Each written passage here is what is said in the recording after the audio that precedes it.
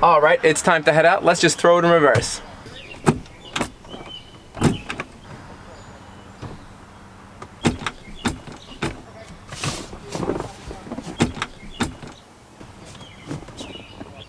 Let's go. It's stuck. Pull it harder. What's taking so long?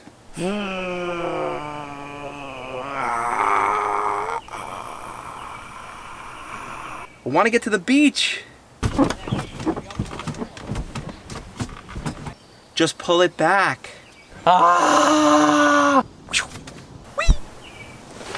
All right, fix it before we go.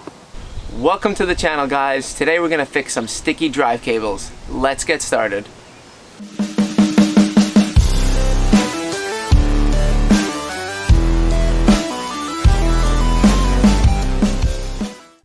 Alright everyone, what we have here is some pieces to make our lubing assembly.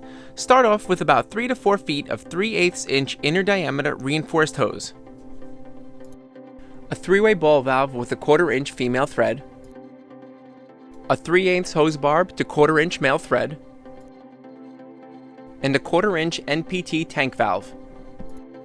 We also have some pipe tape and some hose clamps. So stick around, let me show you how to put this together.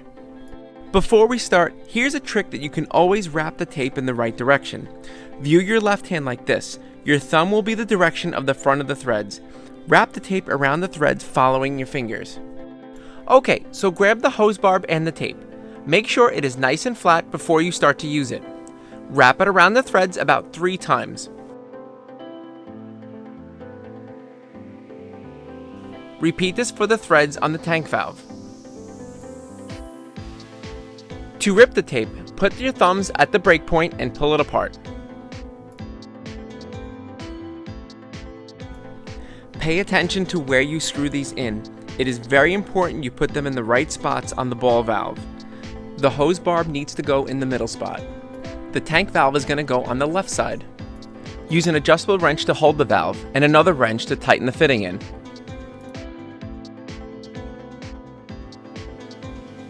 Repeat this for the other fitting, and remember not to go crazy. You don't have to make it overly tight.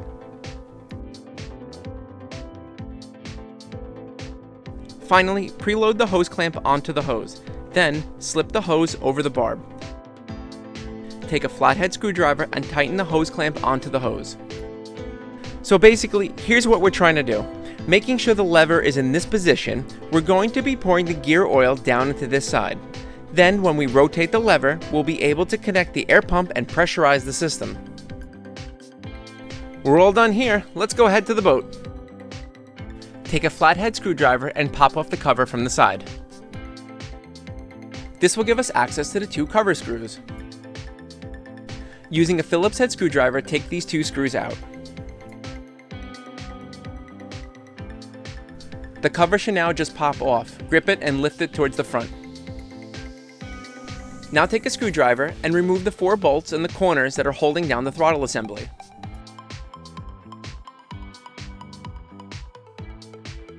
Push the 2 buttons on the side of the throttle levers and pull the levers back. With the levers back, it should be easier to maneuver it out of the hole.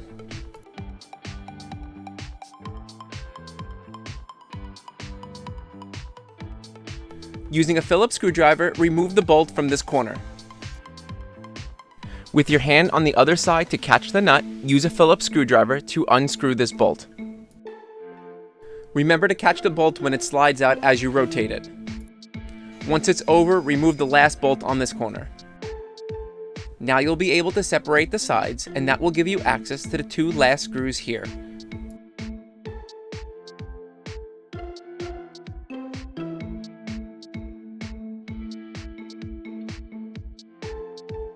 This looks more intimidating than it actually is.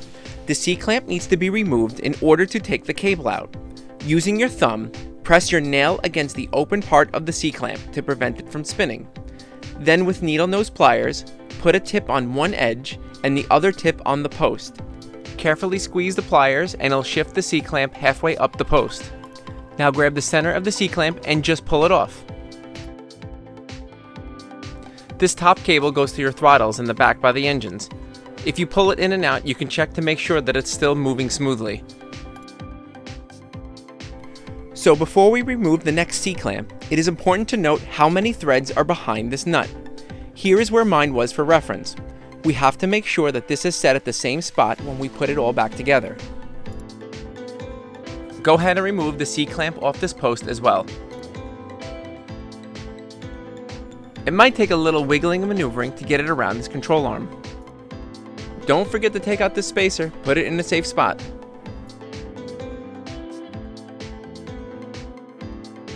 Now take a wrench to hold this nut and spin this piece off.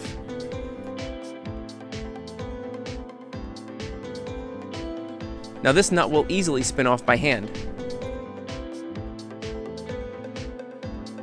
First remove this top sleeve, and then remove this bottom sleeve.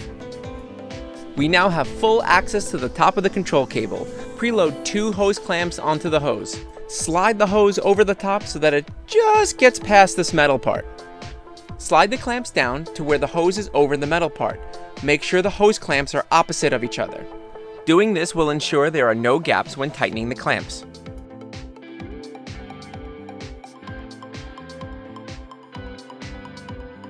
Now it's time to fill her up, so grab a paper towel and put it under the valve in case anything spills. Very slowly, pour the gear oil into the fill side. Hold the hose up to let the gear oil flow towards the cable. Pour a little bit at a time to make sure that the air can escape through the tube and it doesn't overflow. Add enough oil so that it is 8 inches past the clamps on the hose. I've also added a piece of tape to mark the top of the oil line. Once you are done, clean up any excess oil left on the fill side. Turn the lever the other way to open it towards the tank valve. As a precaution, take a rag and wrap it around where the hose meets the cable. Just in case it were to pop off, this would catch most of the oil.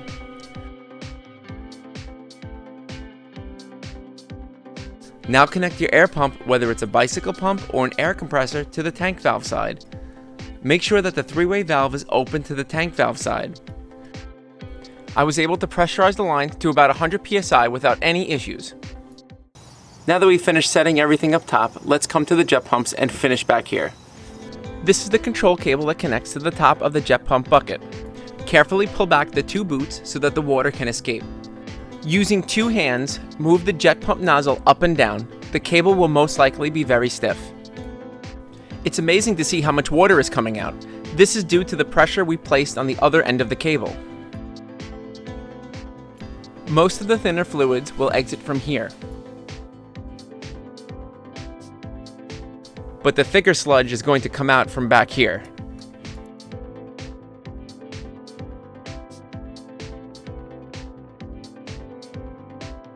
After moving the cable with 2 hands for a bit, remove the control point from the nozzle. Use a rag to hold onto the end and pull the cable in and out. You see this nasty sludge coming out? This is a combination of water, rust, and gear oil that we're forcing out of the cable on this end. Because we marked the oil level on the hose, we can see how much oil is actually being forced through the cable. With this time lapse, you can actually see the oil level starting to drop. I just wanted to show you some shots from when I did the other cable. This side moved a little easier than the other side, but there was still a significant amount of water that came out. Moving it back and forth, you could still see the sludge.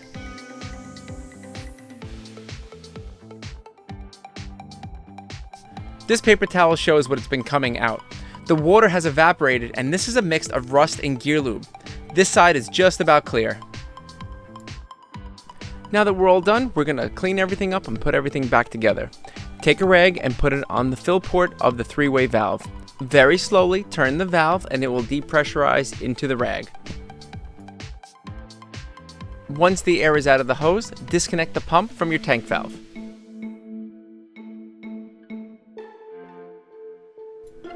Now we'll loosen the hose clamps so that this way we can slide the hose off the cable.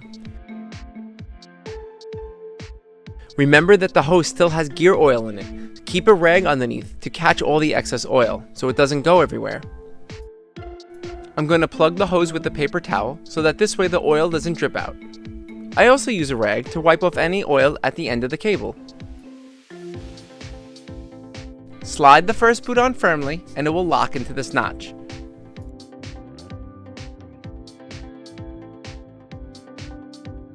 Gently slide on the second boot.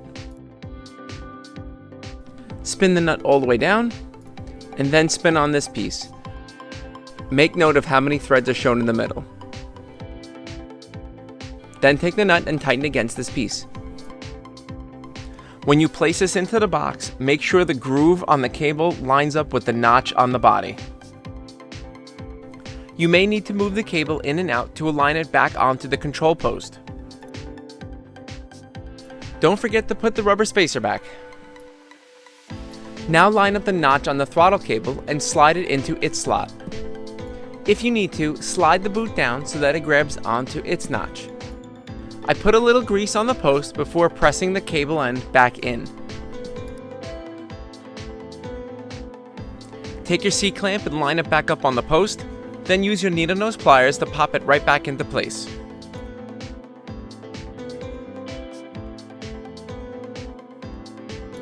Place the cover back on and put the 2 Phillips head screws back in.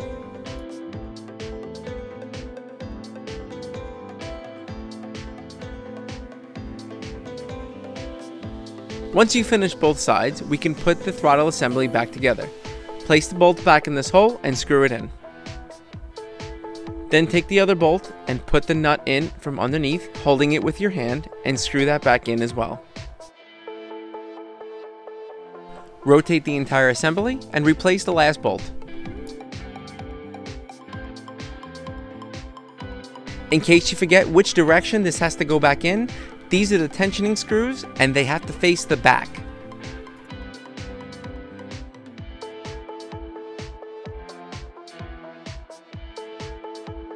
Once you've dropped the assembly back into the hole, replace all 4 mounting screws.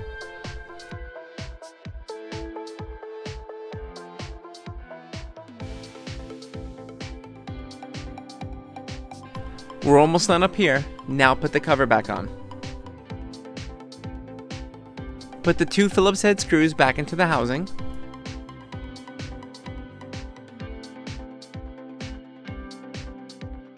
And lastly, pop the cover back on.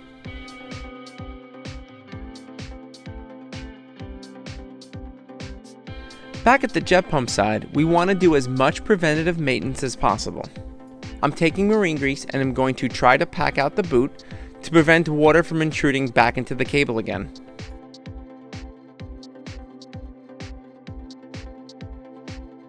We now have to connect the control cable back to the bucket. You must do this properly, if not, you will break something. And as Captain Leon says, your balls always have to be hanging. Make sure it is hanging from the top. Now slide this sleeve back and press it onto your hanging greasy ball. If you want an in-depth look at this part of the bucket, I want you to check out Captain Leon's video. He does a great job of going into detail about this whole section. I just wanted to give an update a few weeks later. It seems that the gear oil is slowly flowing out through the cable, which is great news. That indicates that the water is not intruding up into the cable and rusting it out. So that wasn't so hard to do. It seemed to work out pretty well. Hopefully I won't have to replace those cables for at least a few more seasons. If you guys like this video, hit the thumbs up, leave a comment down below if there's anything else that you want to see, and don't forget to subscribe. Thanks everyone, and I'll see you all on the water.